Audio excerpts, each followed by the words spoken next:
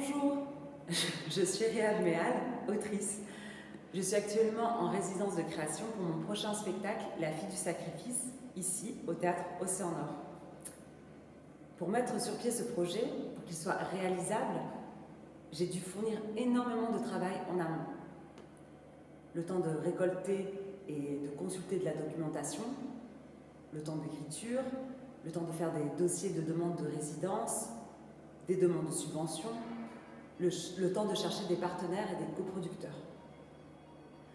Toute cette charge de travail, qui est énorme, n'a pas été rémunérée.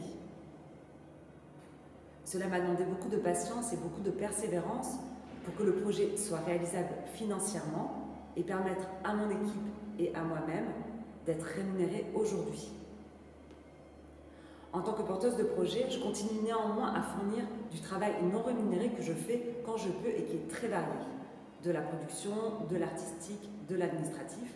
Et quand je dis quand je peux, c'est vraiment au pied de la lettre.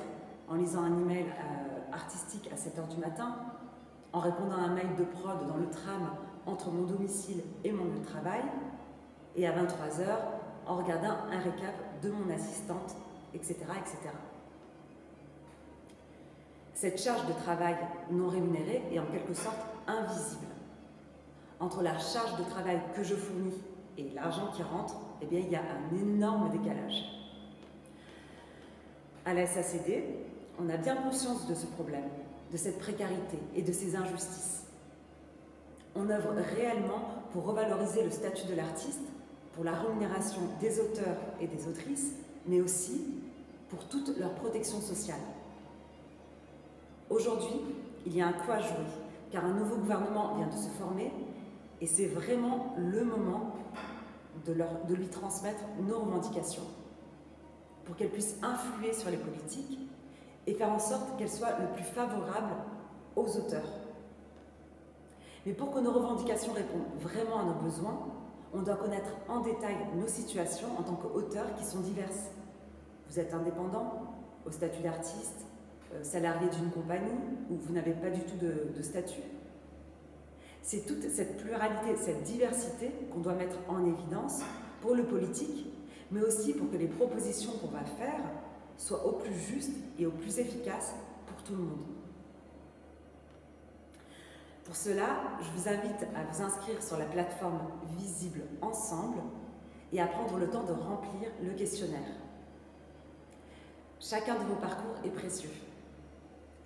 En répondant au questionnaire, vous aurez enfin un espace pour vous exprimer, pour exprimer votre réalité, mais aussi vos frustrations, vos incompréhensions face à l'administration. Grâce à la pluralité des parcours recensés, on aura une base de données inédite sur la réalité concrète de ce que c'est qu'être un artiste. On pourra montrer cela aux politiques pour leur faire comprendre nos situations et leur donner les clés pour que la réforme du statut social aille en notre faveur.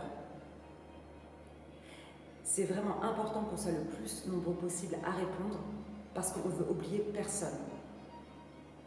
Et faire des propositions qui améliorera la situation de toutes et tous.